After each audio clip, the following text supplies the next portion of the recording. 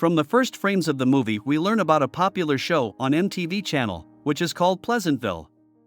It tells about important spiritual values, proper nutrition, and in general the show depicts an ideal and worry-free life. The action moves to 1980, where we meet the insecure and withdrawn David Wagner. The character studies at school and listens to not very happy stories of teachers about the chaos surrounding them. At home, David once again revisits his favorite program, Pleasantville.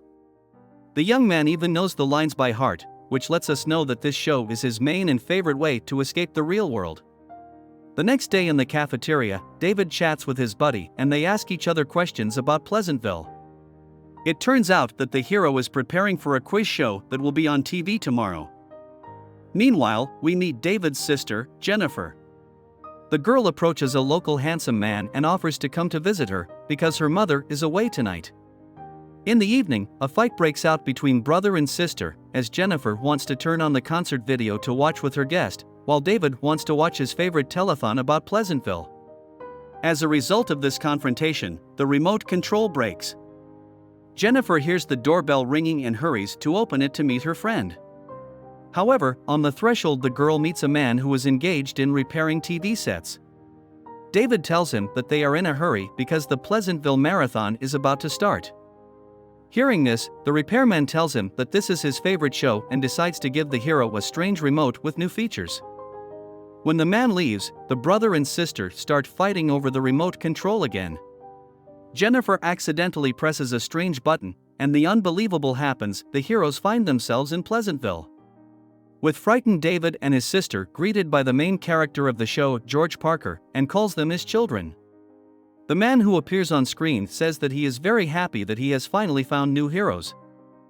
However, when the man hears that brother and sister want to move back in, he loses his temper and says he'll give them a couple weeks to get used to life in Pleasantville. David realizes that they have taken Bud and Mary Sue's place. Their new mother Betty Parker takes the children out to breakfast, and Jennifer is horrified by the amount of variety in the food. On the way, the girl argues with David because she wants to return to reality. The character's dialogue is interrupted by the appearance of firemen who rescue a cat from a tree. Jennifer continues to be sad about her broken date, but suddenly a handsome stranger appears and talks to her with interest. David reveals that he is Skip Martin, captain of the basketball team, and according to the plot of the show, he is in love with Mary Sue. This news lifts sisters' spirits. In geography class, the teacher talks about the layout of the streets and laughs when Jennifer asks what is outside the city limits. Meanwhile, David spends time on the basketball court and notices that any ball goes straight into the hoop. Skip approaches the hero and asks if he can ask his sister out on a date. David anxiously says that the girl has been out of sorts lately, and out of frustration Martin doesn't hit the ball into the hoop. After the lesson, the hero communicates with Jennifer and asks her to go on a date with a basketball player. The girl says that this place is very strange, because all the pages in the books are blank, and the firemen only do what they do to save cats, because no fires in this place cannot be. David asks his sister not to break the plot of the series in order to get out as soon as possible, and the girl agrees to a date. The hero himself hurries to work in the cafe. There he learns that the residents are subject to a clear order of action, because if he does not spread napkins, the cook will only rub the counter and will not be able to start cooking. In the evening, Jennifer and Skip come to the cafe. Chatting with the basketball player, the girl realizes that he is strangely constrained and does not understand her hints, although he shows interest. Jennifer decides to show initiative and takes the guy to the lover's corner, where she begins to be even more persistent. Meanwhile, David returns home and talks to George. The support and involvement of his fictional father touches him a lot. After dinner, there is a knock on the door, and behind it the hero sees his boss, who says that he was able to close the cafe himself. After a stormy date, Jennifer returns home and thanks Skip for a good time. Returning home, the basketball player suddenly sees a red rose in the black and white garden. The next day, David realizes that because of his sister's act, the perfect world of Pleasantville begins to crumble. As balls do not hit the hoop, people communicate in a more modern way, colored objects appear, and couples begin to learn new ways to communicate. The owner of the cafe shares his worries with the hero, because he does not want to do the same thing without pleasure, and the only thing that makes him happy is drawing pictures for Christmas. David advises him to forget about it, because he really wants to keep Pleasantville the same. Meanwhile, Jennifer tells Betty about what the lovers have started doing. The woman says that George would never do such a thing, and then her daughter tells her how to have fun alone. When Betty tries to do as Jennifer said, the world around her begins to fill with new colors, and a tree outside the window even catches fire. David notices this and runs to the firemen, however they only jump up when they hear that a cat is in trouble. Having reached the place, they just gawk at the fire, and the hero has to teach them how to put out fires. For this merit, the mayor of Pleasantville, Big Bob, gives David a medal. Coming to work, the hero notices that all the visitors look at him with interest. David is asked how he knew about the fire, and most importantly, how to put it out. In response, the hero evasively tells them that this is how they put out fires outside of Pleasantville. In addition, Jennifer tells that the text in the books begins to appear, it is only necessary to retell their essence. David begins to like the attention of everyone and the opportunity to influence the world. There is a desire among young people to read books, and the amazing stories make people blossom and stop being black and white. This is watched with misgiving and displeasure by the mayor and his minions. Big Bob decides to take action and comes to George's house. The man tells him that some people have started buying double beds, quitting their jobs, and overall Pleasantville is not what it used to be. The mayor asks George to help stand up for truth and real values, and offers him membership in the Chamber of Commerce. The overjoyed family man accepts the offer and calls his wife to treat the mayor to an appetizer. David decides to go get her and sees that Betty's face has become colored. The woman cries that she can't show up in front of Big Bob and her spouse looking like that, and the hero helps her by applying gray makeup to hide the change. The next day, David brings the owner of the cafe an album with reproductions, remembering that he is very fond of painting. The man thanks the hero for the gift and says that artists are lucky since they have so many different colors. After the conversation, David gathers courage and invites Margaret Henderson on a date. The girl gladly agrees. The inspired hero returns to the house, and there he sees a repairman on the TV screen. The man says that the changes in the world bother him because Margaret should date another guy. However, David simply changes the channel. The hero goes up to his sister and is surprised to notice that she has begun to read. The girl asks why she has not yet become colored, since she is often close to Skip.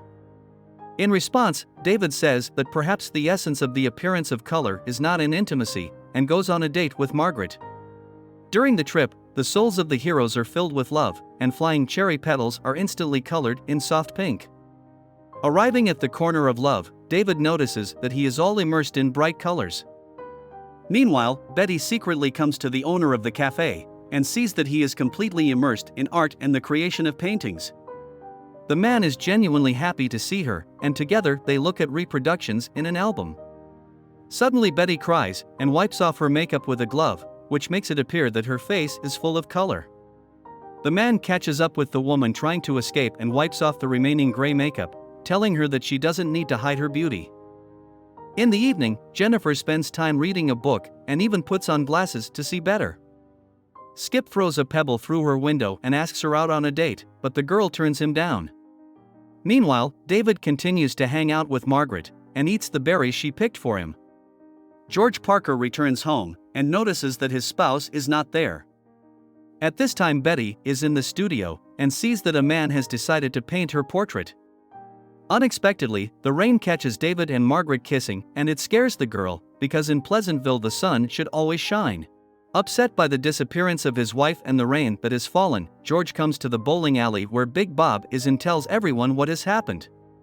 The mayor gives a speech and says that the values of the town are being jeopardized, the children are doing obscure things, and the wives are forgetting their responsibilities. The men decide to start a battle and bring back the old Pleasantville. The next morning, the awakened owner of the cafe notices that thanks to Betty, his entire premises and himself have been transformed. The same thing happens to Jennifer and Margaret, but alas, not to David. The next day, posters are put up all over town announcing that there will be a town meeting in the evening. George talks to Betty and says that they must go there, but before that his wife should cover her face with makeup. However, the lady suddenly refuses and informs him that she intends to leave and is no longer going to cook and take care of the man. In the evening, David and Margaret are chatting in the street when a company of guys drives up to them and takes to insulting the girl, calling her colored. The meeting is attended by the older population of Pleasantville, who oppose the changes and new colors in the world around them. The mayor decides to separate the pleasant from the unpleasant and discriminates against people of color by banning them from entering various establishments. The repairman blames David for the apocalypse that has happened and demands to give up the remote, but the young man is ready to fight for the place to the end. Seeing how Betty is attacked because she is colored, David rushes to defend the woman. And it is after this act that the hero is transformed and becomes like his adoptive mother. In the meantime, the cafe, which had Betty's portrait in the window, is attacked by conservatives and everything inside is destroyed. The radicals don't let up and burn books. Among them is Skip, who tries to take the book from Jennifer, but she fights desperately for it. Colored people gather in a cafe and decide to unite, and the mayor, meanwhile, invents a new code of conduct for the citizens of Pleasantville. In it, Big Bob forbids vandalism, but closes the Love Corner, the library, and also names the allowed colors black, white and gray. David and the owner of the cafe go on a foray and paint a big bright picture on the wall depicting all the horrors to which conservatives subject people of color and their thirst for change. Their artwork causes a big backlash and the characters end up behind bars. George comes to David and asks why Betty left him. The hero replies that people change and it is normal. At the trial, the mayor accuses the artists, but David decides to prove that colors are not a disease, but a manifestation of feelings. To do this, he talks to his father about Betty, and the man becomes a man of color. This also makes most of the people sitting in the audience suddenly transform. David tries to explain that this can't be stopped. When the mayor gets angry, he himself becomes colored, which makes all the residents laugh. When they go outside, they notice that Pleasantville has been miraculously transformed. Jennifer decides to stay in this world because it has taught her a lot, but David wants to go back. He says goodbye to Betty and Margaret and presses the button. The hero communicates with his mother and realizes that he loves her very much. The transformed Pleasantville lives its new and wonderful life. This is the end of the movie. Thank you all for watching this video to the end. Give this video a like. Write in the comments what you think about this movie, and see you in new videos.